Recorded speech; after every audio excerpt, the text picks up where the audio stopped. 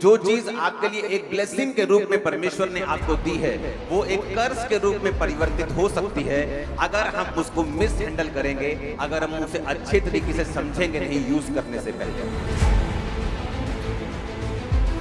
और जब परमेश्वर उन्नति को तुम्हारे जरिए लोगों की जिंदगी में जाता हुआ देखेगा, वो तुम्हें ब्लेस करेगा, वो तुम्हारी प्रशंसा करेगा।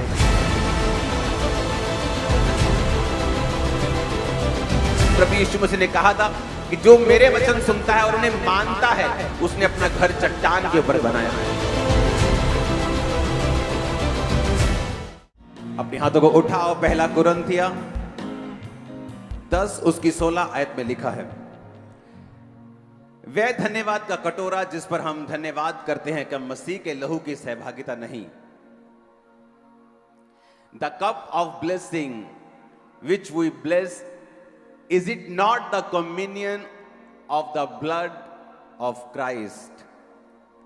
The bread which we break, is it not the communion of the body of Christ? क्या वह मसीह की देह की सहभागिता नहीं जो रोटी हम तोड़ते हैं? पहला कुरिन्थिया 10 उसकी 16 में लिखा, वह धन्यवाद का कटोरा जिस पर हम धन्यवाद करते हैं, क्या मसीह के लहू की सहभागिता नहीं? और इंग्लिश में लिखा है द कप ऑफ ब्लेसिंग, यानी जिस कप में जीसस क्राइस्ट का लहू है, वो कप ऑफ ब्लेसिंग है जो आपके हाथ में है। वचन क्या कहता है? वचन कहता है कि प्रकाशित वाक्य एक बाइबल की ऐसी पुस्तक है जिसको सिर्फ पढ़ने वाला, अगर उसे कोई पढ़े तो परमेश्वर उसे ब्लेस करेंगे।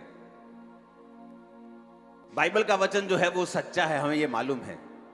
और बाइबल का वचन ये कहता है कि द कप ऑफ ब्लेसिंग, यानी वो धन्यवाद का कटोरा, यानी जो जीसस क्राइस्ट का जो लहू है, उसे हम कप ऑफ ब्लेसिंग बोलते। जिस कप में वो लहू है, क्या वो, उसने कहा क्या मसीह के लहू की सहभागिता नहीं?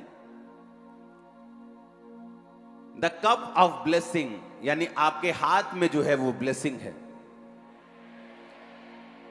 लेकिन इसमें एक घुमावदार बात यह है, उत्पत्ति 14 उसकी 19 आयत में लिखा, उसने अब्राम को यह आशीर्वाद दिया कि परम प्रधान ईश्वर की ओर से जो आकाश और पृथ्वी का अधिकारी है, तू धन्य हो। इंग्लिश में पढ़ेंगे इसे, and he blessed him and said, blessed be Abram of the most high God, possessor of heaven and earth. उसने कहा अब्राहम को धन्य हो तू, यानी तू ब्लेस्ड है, ब्लेसेड बी अब्राम। और जीसस क्राइस्ट के लहू को भी कहा गया द कप ऑफ ब्लेसिंग। जब इस ब्लेसिंग शब्द को हम इब्रानी ओरिजिनल भाषा में पढ़ते हैं तो इस ब्लेसिंग का मतलब है, ब्लेस्ड का मतलब है ग्रीक भाषा का 1288वां शब्द। बाराक का मतलब है इंप्लीकेशन टू ब्लेस गॉड, और लिखा वाक्य वर्ष, यानी उसके उल्टा ये है टू कर्स गॉड। यानी ये शब्द ऐसा था जो बाराक शब्द यूज किया गया कि ये ब्लेसिंग के लिए भी यूज किया जाता था और कर्स के लिए भी यूज किया जाता था। तो जब परमेश्वर ये कहता है द कप ऑफ ब्लेसिंग, कि वो कप, वो धन्यवाद का कटोरा, वो ब्लेसिंग का कटोरा जो तुम्हारे हाथ में है, जिस पर हम धन्यवाद करते हैं, क्या वो मसीह के लहू की सहभागिता नहीं है? अगर वो कप ऑफ ब्लेसिंग है तो वचन ये भी सिखाता है, पौलुस ये भी सिखाता है वचन में कि वो कप ऑफ कर्स भी हो सकता है। एक ही शब्द बाराक जब बोला जाता है तो उसे ब्लेसिंग देने के लिए भी बोला जाता है और उसे श्राप देने के लिए भी बोला जाता है। और इसीलिए पौलुस ने कहा, जब हम पहला कुरिन्थियों 11 उसकी 17 से 34 आयत को पढ़ते हैं, उसकी 26 आयत में लिखा, क्योंकि जब कभी तुम ये रोटी खाते और इस कटोरे में से पीते हो तो प्रभु की मृत्यु को जब तक वो ना आए तुम प्रचार करते हो। जो कोई अनुचित रीति से प्रभु की रोटी खाएगा और उसके कटोरे में से पिएगा, वह प्रभु की देह और लहू का अपराधी ठहरेगा। इसलिए मनुष्य अपने आप को जांच ले, इसी रीति से वो रोटी में से खाए और इस कटोरे में से पिए। क्योंकि जो खाते और पीते समय प्रभु की देह को नहीं पहचानेगा, वह खाने और पीने से अपने ऊपर दंड लाएगा। इसी कारण कलीसिया में बहुत से लोग कमजोर हो चुके हैं और बहुत से बीमार हो चुके हैं और बहुत से मर गए हैं, यानी सो गए हैं। यदि वो अपने आप को जांचते तो दंड ना पाते। अब पौलुस ने कहा ये कप ऑफ ब्लेसिंग जो है ये कप ऑफ कर्स भी बन सकता है। इसीलिए उसने कहा कलीसिया में बहुत से लोग बीमार हैं, कलीसिया में बहुत से लोग शारीरिक रूप से बीमार हैं, शारीरिक रूप से कमजोर हैं, फाइनेंशियली कमजोर हैं, अपनी लाइफ में वीक हैं, क्योंकि उन्होंने परमेश्वर की देह को एक स्नैक के रूप में या एक रीति रिवाज के रूप में खाया है। उन्होंने अपने आप को जांचा और परखा नहीं है उस देह को खाने से पहले। क्योंकि अगर परमेश्वर बराक बोल सकता है अब्राहम को आशीष देने के लिए, तो वही बराक वो कर्स देने के लिए भी बोलता है। और उसी तरह से जब ये कप ऑफ ब्लेसिंग आप ले रहे हो, ये कप ऑफ कर्स भी बन सकता है अगर परमेश्वर के वचन में लिखा, अगर तुम खाते और पीते समय प्रभु की देह को ना पहचानो। प्रभु की देह कौन है? मैं प्रभु की देह हूं, आप प्रभु की देह हैं। कोई प्रभु का मुंह है, कोई प्रभु का नाक है, कोई प्रभु का पांव है, कोई परमेश्वर का हाथ है, और अलग अलग हम अपना अपना परमेश्वर के द्वारा सौंपा गया काम कर रहे हैं। इसलिए पौलुस ने कहा जो कोई परमेश्वर की देह को बिना जांचे और परखे लेगा तो वो परमेश्वर की देह का अपराधी होगा। इसलिए मनुष्य अपने आप को जांच ले और फिर इस रोटी में से खाए और फिर इस कटोरे में से पिए। पुराने टाइम में कलीसिया में जब लोग ज्यादा आने लगे तो अमीर और गरीबों का ग्रुप बन गया। जो अमीर लोग थे वो अलग, जब प्रभु भोज होता था तो अपने घरों से खाना लेके आते थे। तो जो घरों से खाना आता था तो जो अमीर लोग होते थे वो गरीब लोगों को शामिल नहीं करते थे प्रभु भोज में, क्योंकि गरीबों का खाना थोड़ा सा सिंपल होता था और अमीर अपने तरीके का खाना लेके आते थे। और जब पौलुस को मालूम हुआ कि कलीसिया में गुटबंदी है, अमीर अलग खाते हैं और गरीब अलग खाते हैं, तो इसलिए उसने कहा कि तुम में से बहुत से इसलिए निर्बल हैं, रोगी हैं और प्रार्थनाओं का उत्तर नहीं पा रहे हैं। इसलिए जब पास्टर तुम पे प्रार्थना करता है तुम्हारे जीवन में काम नहीं होता, क्योंकि तुमने परमेश्वर की देह को जांचा और परखा नहीं और उसके बिना खाया है। इसीलिए तुम निर्बल हो, रोगी हो और बहुत से सो गए। इसलिए पौलुस ने कहा यदि तुम परमेश्वर के घर में आकर तुम गरीबों को लज्जित करना चाहते हो तो क्यों नहीं फिर तुम अपने घर में खा लिया करो। कलीसिया में आकर तुम गरीबों को क्यों शर्मिंदा करते हो? उसने उस कलीसिया की जो कमियां थी उन्हें जाहिर किया। आज जब काउंसलिंग होती है मंगलवार को, तो टीम आकर मुझे बताती है कि जितने लोग काउंसलिंग के लिए आते हैं 90% आदमी उनमें से प्रार्थना नहीं करते, जेंट्स लोग। और वचन क्या कहता है? अगर आज हम पीछे हैं उसका रीजन वचन में ना चलना है। अगर आज कोई चीज हमारी जिंदगी में है उसका मतलब हमने परमेश्वर की आज्ञाओं को समझा है और परमेश्वर के पीछे हम चले हैं। और अगर हम ऐसा करते रहेंगे वो चीजें बनी रहेंगी और परमेश्वर की आशीष उन पे बनी रहेगी। वो ब्लेसिंग, वो अनॉइंटिंग जो शैतान के पास थी और परमेश्वर की महिमा के लिए इस्तेमाल करता था, वही ब्लेसिंग उसके लिए कर्स बन गई जब वो परमेश्वर से हट गया। ये अनॉइंटिंग जो लोगों को हील करती है, लोगों को डिलीवर करती है, अगर आप पास्टर्स की लाइफ में देखें जब वो परमेश्वर से मुड़ गए, इसी अनॉइंटिंग ने उनको बर्बाद भी किया है, इसी अनॉइंटिंग ने उनको श्रापित भी किया है। क्योंकि जो आशीष का कारण बन सकती है वो श्राप का कारण भी बन सकती है। जो गाड़ी आपको सही जगह पे सही टाइम पर लेके जा सकती है, उसको मिस हैंडल करने से वो आपको मार भी सकती है, आपका एक्सीडेंट भी करवा सकती है। जिस इलेक्ट्रिसिटी से, जिस बिजली से आप रोशनी पाते हैं, जिस बिजली से ये माइक चल रहा है, उसको मिस हैंडल करने से वो लोगों की जान भी ले सकती है। जो ब्लेसिंग है वो कर्स भी बन सकता है अगर उसको हैंडल अच्छे तरीके से ना किया जाए। इसलिए वचन कहता है कि कलीसिया में लोग बीमार होंगे और निर्बल होंगे, कमजोर होंगे, शारीरिक रूप से उनको बीमारियां होंगी, जब वो परमेश्वर की देह को बिना जांचे और परखे लेंगे। बिना जांचे और परखने के लेने का मतलब यह है एक दूसरे को माफ ना करना, एक दूसरे की बातों को दिल में रखना, एक दूसरे को शर्मिंदा करना, एक दूसरे की चुगलियों को करना, एक दूसरे के पापों को उछालना। यह है जब आप परमेश्वर की देह के अपराधी होते हैं। हालेलुया। कोई व्यक्ति गलती कर सकता है, आप उसको समझा सकते हैं, आप उसको बता सकते हैं, लेकिन उसकी चुगलियां करनी चर्च में, और चुगलियां कर करके आपने अपने शरीरों को निर्बल कर लिया। पौलुस ने कहा अगर तुम अपने आप को जांचते तो कभी भी दंड तुम्हारे ऊपर नहीं आता, क्योंकि जो कोई अपने आप को बिना जांचे और परखे इस प्रभु भोज को लेगा, वो अपने ऊपर दंड को लेके आएगा और कर्ज को लेके आएगा। क्योंकि जो चीज आपके लिए एक ब्लेसिंग के रूप में परमेश्वर ने आपको दी है, वो एक कर्ज के रूप में परिवर्तित हो सकती है अगर हम उसको मिस हैंडल करेंगे, अगर हम उसे अच्छे तरीके से समझेंगे नहीं यूज करने से पहले। कितने मेरी बातों को समझ रहे हैं? इसलिए आपने मुझे हमेशा देखा होगा कि अगर मुझे कुछ समझाना है मैं समझाता हूं, चाहे कोई मेरे खिलाफ जो मर्जी साजिश करे, लेकिन आपने मुझे कड़वा कभी नहीं देखा होगा। जैसे ही मुझे कड़वा होने की नौबत आती है, परमेश्वर का आत्मा मुझे मना कर देता, नहीं, अपना काम करना है, कड़वे नहीं होना है। क्योंकि जो चीज एक आशीष के रूप में कलीसिया को मिली है, शैतान की पूरी कोशिश है कि उसी चीज को वो एक श्राप के रूप में परिवर्तित कर दे। इसलिए वचन कहता है कि तुम लोग बीमार हो, तुम लोग निर्बल हो, तुम लोग कमजोर हो, और बाइबल कहती परमेश्वर दंड देकर हमारी ताड़ना करता है ताकि हम संसार के साथ दोषी ना ठहरें। अपनी आशीष को क्या हम दूसरों को शर्मिंदा करने के लिए इस्तेमाल कर रहे हैं, या दूसरों को अपलिफ्ट करने के लिए या उनको ऊंचा करने के लिए इस्तेमाल कर रहे हैं? अगर तुम्हारे पास 4 बच्चे हैं तो तुम उनको चिढ़ा रहे हो जिनके पास कोई बच्चा नहीं है? क्या अगर तुम्हारे पास ब्लेसिंग है तो बाइबल कहती है अगर तेरे पास 2 कुर्ते हैं तो एक उनको दे जिनके पास नहीं है।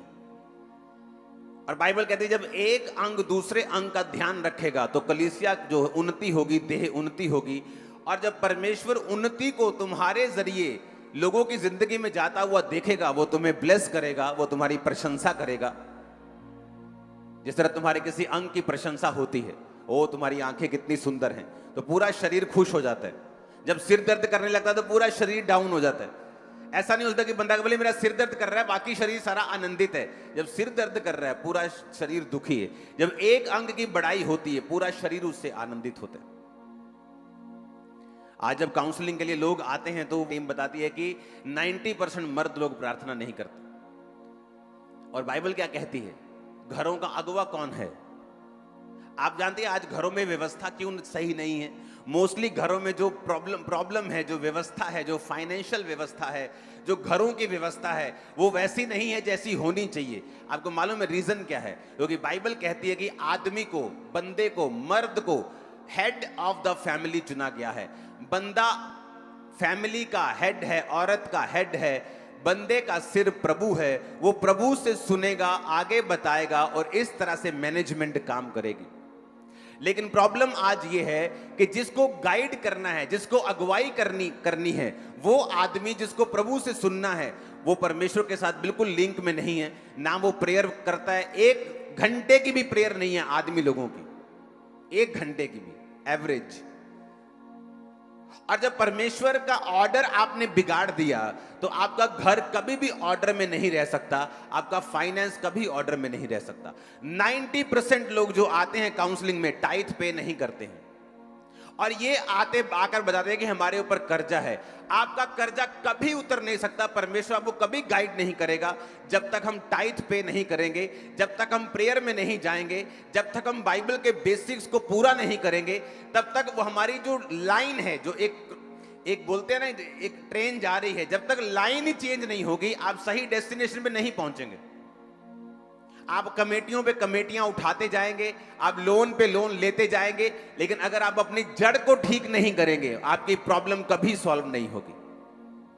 मैंने अपनी लाइफ में पर्सनल एक्सपीरियंस देखा है, पर्सनल लोग देखे हैं जिन्होंने 25 साल के जब थे तब से लोन लेना शुरू किया, कर्जे लेने शुरू किए, 70 साल के करीब हो चुके हैं, लोन कर्जे अभी भी खत्म नहीं हुए उनकी लाइफ से। क्योंकि जब आप जड़ पे हमला नहीं करेंगे, आप जड़ का इलाज नहीं करेंगे, आप कभी भी डिलीवर नहीं हो पाएंगे। और जब आप चर्च में आते हैं, वचन आप सुनते हैं, आप क्या सुनते हैं? आदमी को फैमिली का हेड ठहराया गया है।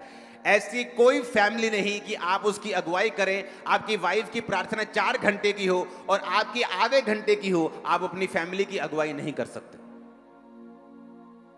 आपको प्रार्थना में अपनी फैमिली से आगे होना होगा, क्योंकि जब आप प्रेयर नहीं करेंगे, परमेश्वर आपके रास्तों को ओपन नहीं करेगा, आपके विजडम को ओपन नहीं करेगा, आपकी आंखों को ओपन नहीं करेगा, आपकी स्पिरिचुअल आईज को ओपन नहीं करेगा, आपकी समझ को खोलेगा नहीं। जब तक समझ नहीं खुलेगी, गलत और सही मालूम नहीं होगा, क्या मैंने गलत किया, कहां मैं जाऊं, किस दिशा में जाऊं, आपको समझ नहीं आएगी। फिर आप रॉन्ग डिसीजन के बाद रॉन्ग डिसीजन लेते जाएंगे और कर्जा वो जो 5 लाख था वो 10 लाख हो जाएगा, वो 20 हो जाएगा, वो 40 हो जाएगा, फिर सुसाइड के ख्याल आने शुरू हो जाएंगे। फिर ये डफर बातें आपके दिमाग में शैतान डालना शुरू कर देगा, क्योंकि शैतान ये नहीं चाहता है कि आप वचन के साथ जुड़ें और आप बिब्लिकल जो टीचिंग है, जो डॉक्ट्रिन है, आप उस पर चलना शुरू करें, क्योंकि उसको मालूम है जैसे ही आप चलना शुरू करेंगे, आपकी डिलीवरेंस आपकी फैमिली और आपकी लाइफ में एंटर करना शुरू करेगी। अगर चर्च से आप कोई बेस्ट हेल्प ले सकते हैं तो वो प्रेयर की हेल्प है। चर्च से फाइनेंशियल हेल्प लेने के लिए कभी मत आए। यहां वीडियोस को राशन जाता है, फाइनेंशियल हेल्प जाती है, लेकिन अगर आपकी आंखें फाइनेंशियल हेल्प की ओर हैं, परमेश्वर आपकी लाइफ में कभी काम नहीं करेगा। जब भी चर्च आए तो ये सोच समझ कर आए। एक बहुत ही गरीब पास्टर था, और इतना गरीब था, गरीब देश, गरीब पास्टर, गरीब लोग। अपने स्पिरिचुअल फादर के पास गया, उसके स्पिरिचुअल फादर ने एक बैग पैसों का भरा हुआ उसके सामने रखा, जा और चर्च में यूज कर, जा परमेश्वर के कामों के लिए इस्तेमाल कर। कहता, डैडी मुझे पैसे नहीं चाहिए, आप ये बताओ कि ये पैसे आते कैसे हैं। उसने कहा, बेटा चाहे तू गरीब हो, चाहे तू अमीर हो, चाहे तेरे पास कम हो ज्यादा हो, अगर तू कम में वफादार प्रभु के सामने नहीं होगा तो परमेश्वर कभी तुझे ज्यादा नहीं देगा, तू सारी उम्र गरीबी में निकाल देगा। उसने कहा, तब जब आज के हिसाब से उसकी तनख्वाह 700-800 रुपया होगी, तब से उसने टाइथ निकालना शुरू किया। आज दुनिया का सबसे बड़ा स्टेडियम बना रहा है वो आदमी। चर्च स्टेडियम में चर्च लगेगा। आप इंडिया के स्टेडियम से कहीं अधिक बड़ा, जो सबसे बड़ा स्टेडियम है उससे भी बड़ा, वर्ल्ड का सबसे बड़ा स्टेडियम वो बना रहा है जिसके पास पैसा नहीं होता था, और बिब्लिकल प्रिंसिपल को फॉलो करना शुरू किया। और बाइबल का प्रिंसिपल ऐसा है, बाइबल का वचन ऐसा है कि वो 1-2 साल में अगर आप सोचेंगे कि मैं करूंगा और सब कुछ ठीक हो जाएगा, ऐसा नहीं होता। जो 2004 में 5 में मैंने शिक्षा को पाया और शिक्षा पे चलना शुरू किया, कुछ का रिजल्ट 2013 में आया, कुछ का रिजल्ट 2014 में आया, 10 साल बाद, 12 साल बाद, 8 साल बाद, कोई 3 साल बाद, कोई 3 महीने में भी।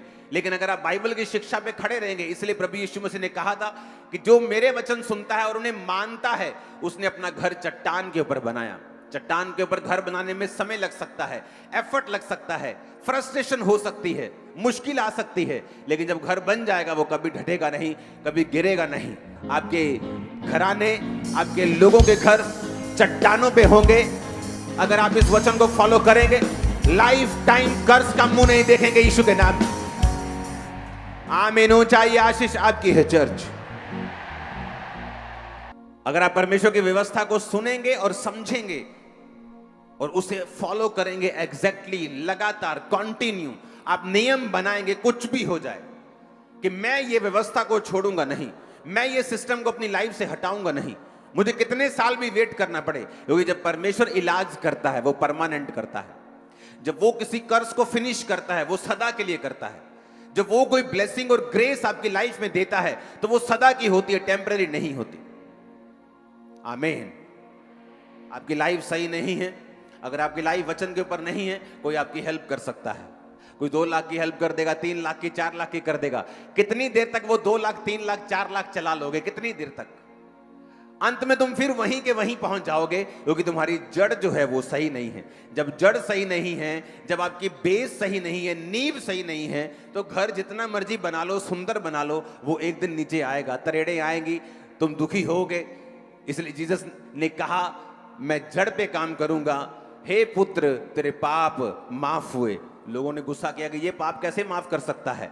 उसने कहा, ये इसके पाप माफ हुए, अब ये हील भी होगा। उठा अपनी मंजी और घर चला जा। हालेलुया। यीशु मसीह ने जड़ के ऊपर ज्यादा ध्यान दिया है। अगर यीशु मसीह मेरी प्रार्थनाओं को सुन लेता 2004 या 5 में, आज मैं यहां पे ना होता। क्योंकि परमेश्वर मेरी जड़ पे ध्यान दे रहा था कि अगर मैंने इसकी जड़ को ठीक नहीं किया और इसकी प्रार्थनाओं का उत्तर जल्दी दे दिया तो ये कभी भी पूरी तरह से सदा के लिए डिलीवर कभी नहीं होगा। हालेलुया। परमेश्वर ने कहा धरती पे कोई भी जन जीसस क्राइस्ट के जैसा इस्तेमाल नहीं हुआ। कोई एलिया, कोई एलीशा, कोई आज का कोई नहीं। पता है क्यों? जीसस क्राइस्ट के जितना वचन से प्यार किसी व्यक्ति ने नहीं किया इस धरती के ऊपर। वचन से प्यार करना, इसलिए जीसस ने कहा था कि व्यवस्था का एक बिंदु भी पूरा हुए बिना नहीं रहेगा। वो वचन को जानने वाले थे, वचन को पढ़ने वाले थे, वचन को समझने वाले थे। आज जो 90% औरतें काउंसलिंग के लिए आती हैं इमोशनली फिट नहीं हैं। या तो उनको कोई किसी के साथ दुश्मनी है, या किसी के साथ नाराजगी है, या वो अपने हस्बैंड के अधीन नहीं है, या अपने बाप के अधीन नहीं है। जब आपकी बेसिक व्यवस्था बिगड़ी हुई है, जब आपका बेसिक बिगड़ा हुआ है, आप उस पर घर नहीं बना सकते। इम्पॉसिबल, भूल जाओ। आपको पहले बेसिक ठीक करना पड़ेगा अपना। जब बेस ठीक हो जाएगा तब हम बैठ के प्लान कर सकते हैं, अच्छा इस बिल्डिंग को 10 मंजिल लेके जाना है कि 4 मंजिल लेके जाना है। जब तक नींव सेट नहीं है, हम अगर मंजिलों की बात करेंगे तो बेवकूफी होगी और टाइम वेस्ट होगा, आपका भी और आपके पास्टर का भी। इमेजिन करो आप टाइथ पे नहीं करते हैं और 5 साल से आप प्रेयर लाइन में हैं, प्रभु मेरा काम सीधा कर दे। कितना टाइम वेस्ट आपका हुआ और कितना टाइम वेस्ट आपके पास्टर्स का हो रहा है।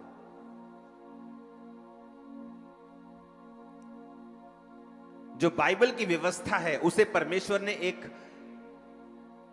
स्पेशल ब्लेसिंग के लिए बनाया है। आज औरत घर में बंदे के अधीन कैसे रह सकती है जिसका बंधा अंधा है, आत्मा में गूंगा है, अंधा है, बहरा है? वो कैसे अपनी वाइफ को अपने अधीन रख सकता है जिसकी अपनी प्रेयर 15 मिनट की भी नहीं है? और जब तुम्हारी व्यवस्था ही घरों की बिगड़ी हुई है, तुम्हारे एंटीने हिले हुए हैं, तो फोटो तो टीवी पे आएगी नहीं, कभी भी नहीं आएगी। अगर फोटो टीवी पे क्लियर चाहिए, एंटीना बिल्कुल कनेक्ट चाहिए ऊपर, आपके एंटीना सबके बिगड़े हुए हैं। मैं आपको बता रहा हूं, मैं हैरान था। 90% काउंसलिंग वाले लोग टाइथ पे नहीं करते, 90% बंदे प्रार्थना नहीं करते। औरतें प्रार्थना करती हैं लेकिन अपने घरों में अधीनगी में नहीं है, डिस्टर्ब है इमोशनली, किसी ना किसी के साथ वो खाऊं खाऊं में, कोई दरानी के साथ, कोई जेठानी के साथ, कोई पड़ोसन के साथ, कोई सास के साथ, कोई बहू के साथ। इसीलिए जब हमारा हार्ट फ्री नहीं है, हमारा दिल full of problems, full of burden है, परमेश्वर ऐसे विवेक से बात नहीं कर सकता। और मेरी बात सुनो, जब तक आपका विवेक, आपका हार्ट लाइट नहीं होगा, आप कभी प्रभु की आवाज को नहीं सुन पाएंगे।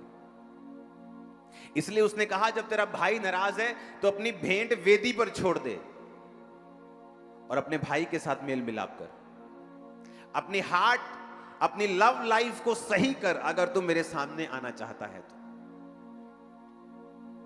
कितने समझ रहे हैं आज? अगर आप बेसिक ठीक नहीं करेंगे तो मेरा अगला प्रचार करना, गहरा प्रचार करना, डीप प्रचार करना, उसका कोई मतलब नहीं रह जाता। मैं डीप के बाद डीप चला जाऊं और मुझे मालूम होगी कलीसिया तो अभी वो ले हैंड, वो प्रार्थना, वो टाइट अभी इसी पे अड़ी हुई है, अभी इसी पे फंसी हुई बेचारी, इसके आगे तो ये गई नहीं अभी तक। कि जब आप काउंसलिंग के लिए आए तो ऐसे समझ आनी चाहिए कि हाँ आपको समझ आ रही है, आप इन वचनों पे चलना शुरू हो चुके हैं, ताकि मैं आगे बढ़ सकूं और अधिक आगे जा सकूं। हालेलुया। अपने बेसिक को सेट करो चल के, अपनी नींव को सेट करो चल के। प्रार्थना नहीं है तो एक समय रखो, बाइबल पढ़ने का एक समय रखो, रोजे रखने का एक समय रखो। आप एक बात को समझिए कि कुछ बीमारियां, कुछ शैतान और कुछ प्रॉब्लम्स ऐसी हैं जो बिना उपवास के आपकी लाइफ से कभी नहीं जाएंगे, चाहे आप स्वर्ग जाके वापस आ जाओ, चाहे आपको प्रभु के दर्शन हो जाएं। क्योंकि वचन कहता है कुछ दुष्ट आत्माएं बिना प्रार्थना और उपवास आपकी लाइफ से कभी नहीं जाती। लोगों का हाल क्या है?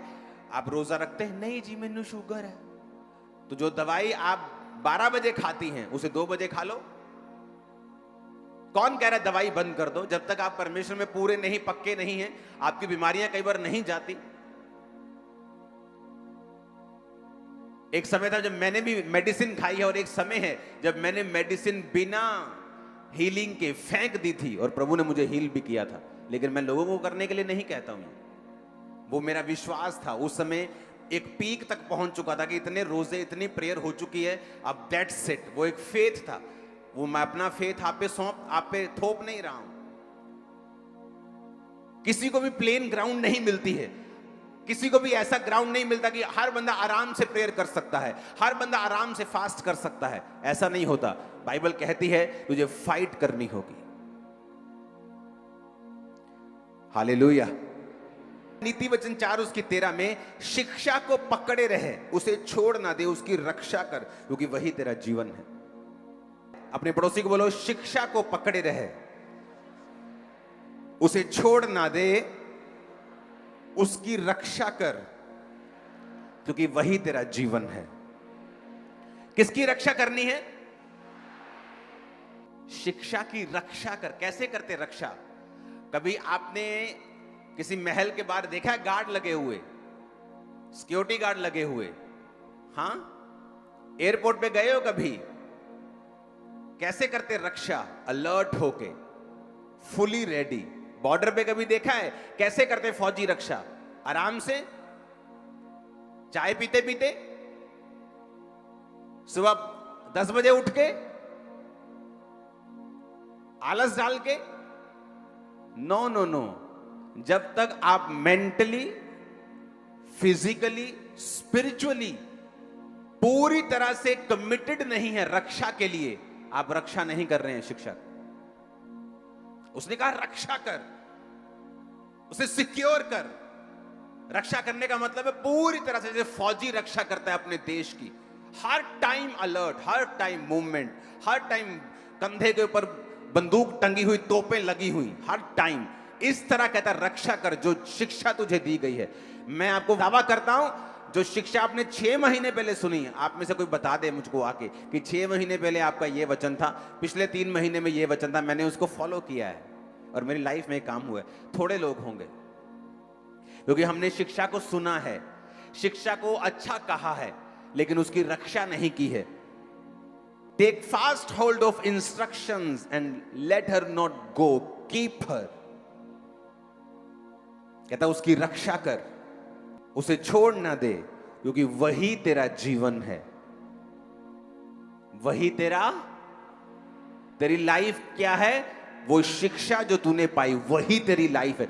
जो तू ढूंढ रहा है ना, तेरा वीजा, तेरी ब्लेसिंग, तेरी बरकत, तेरी वाइफ, तेरा हस्बैंड, जो तू ढूंढ रहा है, इधर उधर मत्थे मार रहा है, कमेटियां उठा रहा है, फाइनेंशियली मुश्किल हो रही, लोन उठा रहा है, उसने कहा शिक्षा को पकड़े रहे, वो तेरी लाइफ है। जिस दिन तू उसको सुरक्षित कर लेगा, तेरी लाइफ तेरे अंदर एंटर कर जाए। जब हम सीरियसली क्राइस्ट के वर्ड को फॉलो करना शुरू कर देंगे और बिना तोड़े उस पर चलेंगे, हम कभी सेम नहीं रहेंगे। अपने पड़ोसी को बोलो, शिक्षा की रक्षा कर, क्योंकि वही तेरा जीवन है। फिर से बोलो, शिक्षा की रक्षा कर, उसे पकड़े रहे, उसे छोड़ मत, क्योंकि वही तेरा जीवन है, क्योंकि वही तेरा जीवन है। आमीन बोलो जरा ऊंची आवाज में खड़का के। परमेश्वर के गहरे वेदों को परमेश्वर के दास के द्वारा जानने के लिए और ऐसी और नई वीडियोस को देखने के लिए हमारे YouTube चैनल को सब्सक्राइब करें और साथ में बेल आइकन को प्रेस करें, ताकि ऐसी और नई वीडियोस की नोटिफिकेशन सबसे पहले आप तक पहुंच सके। जुड़े रहें परमेश्वर की हजूरी के साथ। God bless.